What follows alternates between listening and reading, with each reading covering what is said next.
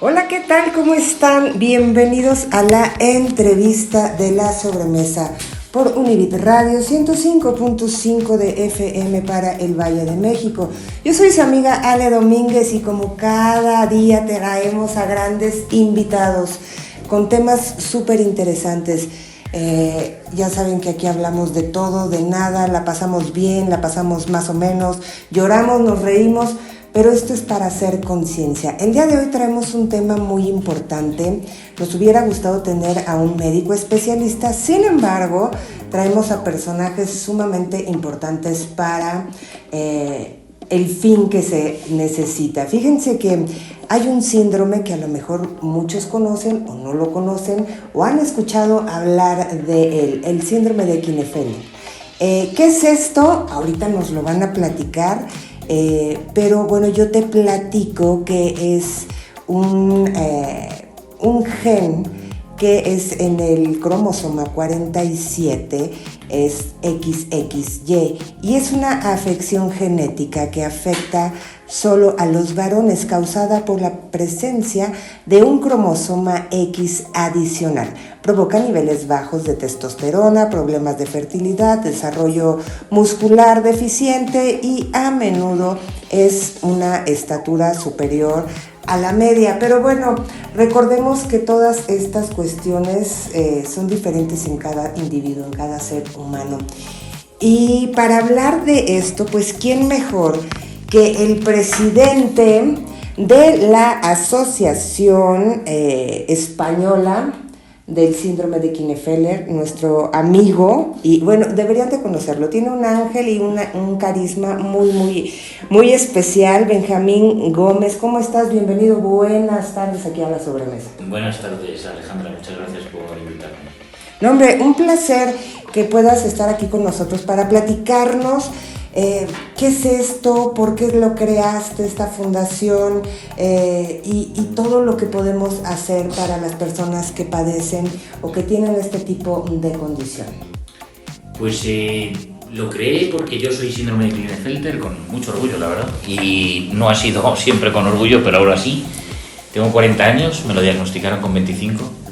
Tengo una X de más. En el síndrome de Klinefelter el fenotipo clásico es tener una X de más, pero hay algunos casos menos prevalentes, pero hay algunos casos que pueden tener 2X o 3X o incluso 4X.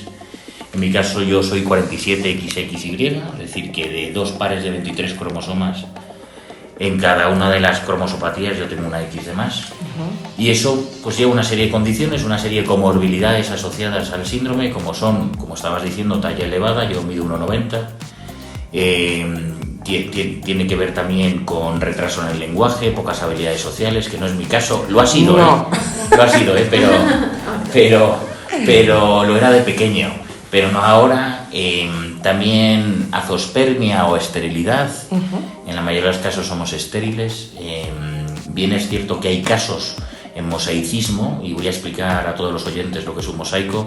Un mosaico significa que parte de tus células tienen esa cromosopatía, son Klinefelter, y otra son XY, ¿vale? Y ese mosaicismo hace que muchos de esos mosaicos puedan tener hijos de forma natural. Pero los que somos clásicos, no, tenemos un hipogonadismo, del hipogonadismo a la zoospermia, y por tanto somos estériles. Y luego, otra parte muy importante es que no producimos testosterona en mayor o menor medida, y por tanto, si bien la testosterona no es necesaria para la vida, como puede ser la insulina, que sin ella falleces, en nuestro caso con la testosterona nos mejora en muchos aspectos, como los caracteres secundarios masculinos, la fuerza, la musculatura, el vello, la voz, el deseo sexual, la parte del líbido sexual, la potencia sexual, y luego toda la parte de la interconexión neuronal, la rapidez mental. Es decir, tiene una parte muy importante, puedes no tenerla. Yo conozco síndromes de Klinefelter que han decidido, porque han tenido un diagnóstico muy tardío y han decidido no pincharse o no darse la posología que elijan, y son asexuales. Yo conozco casos de asexualidad, pero yo tomé la decisión de pincharme, llevo 15 años pinchándome, y bueno, no me podéis ver, ¿vale? Pero soy un oso, literal, ¿vale? Tengo muchísimo vello en todo el cuerpo, en zonas que no pensaba que podía salir el pelo también. Y bueno, la verdad que, mira, Alejandra, yo he nacido en una familia con posibles, ¿vale? Y yo creo que en la vida tenemos dos opciones cuando naces así. La primera es gastártelo en fiesta y en lo que te dé la gana. Y segundo es hacer algo por el prójimo. Y no hay nada más bonito en el mundo que dar un abrazo, escuchar, entender sin pedir nada más a cambio y poner todas mis posibilidades, ¿no?, socioeconómicas al servicio, ¿no?, de terceras personas. Y es lo que desde el 2019 hago, representando a la Asociación Española, cofundando la latinoamericana, y ya vamos a montar otra asociación en Chile. La realidad es que no paramos. Me encantaría que todos los síndromes de Klinefelter nunca se sientan solos como yo me sentí, y que tengan siempre un amigo. Es decir, es muy importante tener amigos, ¿vale? Entonces, yo he estado 14 años de mi vida con acoso escolar, lo que se conoce ahora como el bullying, y no tenía un solo amigo porque estaba gordito. Ahora tengo demasiados, pero es muy importante acompañarlos, ¿no? Y sobre todo concienciar en que todos somos iguales, todos venimos con algo. Si no es con una cardiopatía, es con una ansiedad, sino con una depresión, o si no, se te ha muerto la familia o te la han secuestrado. Sí, no, y qué importante esto que estás diciendo, porque yo creo que el hacer la conciencia desde el amor cambia todo el sentido de lo que nosotros estamos haciendo. Y para esta entrevista, charla, plática, también está con nosotros Silvia Gómez, quien ella es terapeuta. Y yo creo que todo, ahorita que estaba hablando Benjamín, que es su primo, ¿verdad? Decía sí, y lo abraza y lo voltea a ver y se estremece y demás, ¿no? Esto es sumamente importante, además de ser familia, como terapeuta, la importancia de abordar, el poder hablar, el expresarlo, el sentirlo, el no avergonzarte, el qué dirán, tirarlo por la ventana, porque si no, no vas a llegar a ningún lado. Y el bullying pues puede causar otro tipo de estragos en personas, en niños, adolescentes que lo padecen, que lo tienen, que pueden llegar hasta el suicidio. Es correcto, Alejandra. De hecho, yo tengo 22 años dedicándome a la educación, soy directora de escuela, y en este momento tengo 11 años trabajando en preescolar y primaria, precisamente pues con especialización en prevención y tratamiento del acoso escolar. Entonces, es un tema que nos atraviesa como sociedad de muchas maneras, porque si a mí me preguntas por qué creo que hay un problema de acoso escolar, te hablaría de un problema de valores. Cuando los niños vienen a la escuela con nosotros y son chicos que fueron acosados, generalmente ya cuando se encuentran en un entorno, por así decirlo, un poco más saludable o más amable, se vuelven ellos acosadores. Y eso es algo dolorosísimo de ver, porque uno pensaría que el dolor que uno pasó, no quisieras que lo pasara a nadie más. Pero no siempre es así el caso. Ahí es en donde hablo de valores. Nosotros, por ejemplo, yo hago mucho porque en mis comunidades, más allá de que se hable de si molesto o no al otro, si hay una escala de valores totalmente diferente en la solidaridad, por ejemplo, en donde voy a tratar de poner atención a ver si el otro me necesita y yo puedo ayudar. Y son incompatibles. Y no solamente estamos hablando de empatía y de este tipo de cosas que ahora en redes sociales se escucha, no, es que hay que ser empáticos, ponerte en los zapatos del otro. No te puedes poner en los zapatos de nadie, porque cada persona es única e irrepetible en este plano, ¿no? Sin embargo, el soporte, este cobijo, la contención, sí viene por parte de la familia, y yo creo que ahí es el círculo, el núcleo más importante para que cualquier persona con cualquier condición pueda salir adelante.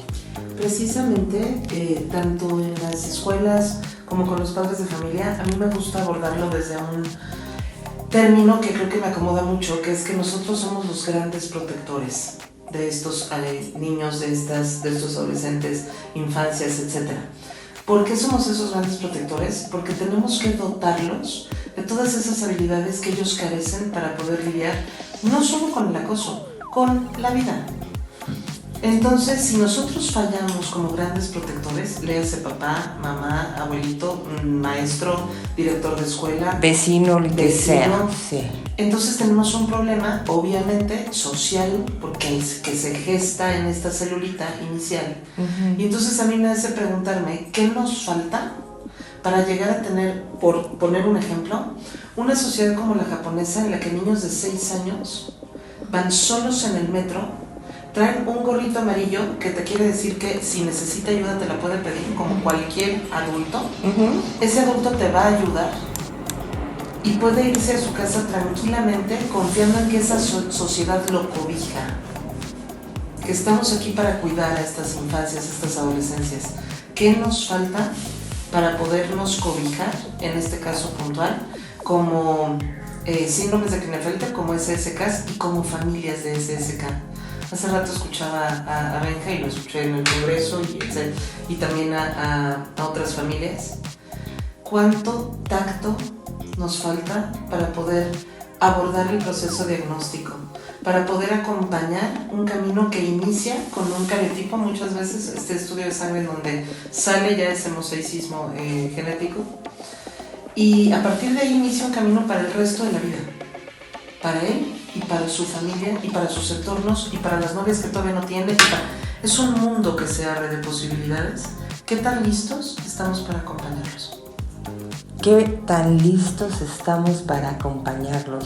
Yo creo que esa es la pregunta más importante que nos debemos de hacer, porque no nada más es empatía, no nada más es amistad, no nada más, porque luego yo creo que con el paso del tiempo esto se puede volver tedioso, fastidioso para los papás, para los hermanos, que luego dicen, es que ya me tienes hasta, ¿no? Y de eso depende mucho la templanza de los padres, ¿no? Ese cobijo. Y el día de hoy, para esta entrevista, también hay una persona muy especial. Con nosotros está Irlanda Romero, quien es madre de un adolescente que tiene el síndrome de Klinefelter. ¿Cómo estás? Bienvenida. Muchas gracias, Alejandra, muy bien. Ok. Te dejé al final en la presentación porque yo creo que es importante que después de que ya Benjamín nos hizo un recorrido de lo que es y significa, y que ya Silvia como terapeuta también nos está diciendo el cómo se aborda, ¿tú cómo estás? Yo como mamá. El proceso de conocer el diagnóstico fue algo difícil, fue algo complicado, porque hay mucha desinformación, porque los médicos solamente te explican síndrome de Klinefelter y te explican todas las sintomatologías que pueden tener, pero no te explican que también pueden tener una calidad de vida, que también pueden ser personas que pueden vivir una vida normal, una vida plena, y no te explican desde la parte humana probablemente, más lo médico. Entonces sí, cuando te das cuenta del diagnóstico, tienes síndrome de Klinefelter y algo que en la vida había escuchado, entonces sí es algo aterrador al principio, pero claro que ya conociendo lo que es y conociendo las posibilidades que pueden tener, no es algo que limite su vida, no es algo con lo que los defina, ¿sí? Nada te define, nada. No está bien, nada. Entonces, pero qué importante esto que estás diciendo. Y fíjate, ok, vámonos a hacer así como irnos para atrás. ¿Cómo llegas tú con un urólogo pediatra, me imagino, para que diagnosticaran a tu hijo? Primero, ¿qué pasó? Fíjate que no fue por algo fortísimo, sí. Mi hijo tenía mucho acné, entonces lo llevé con dermatólogo. El dermatólogo me sugirió que lo llevara con endocrinólogo porque traía un poco de acantosis en el cuello. ¿Qué es la acantosis?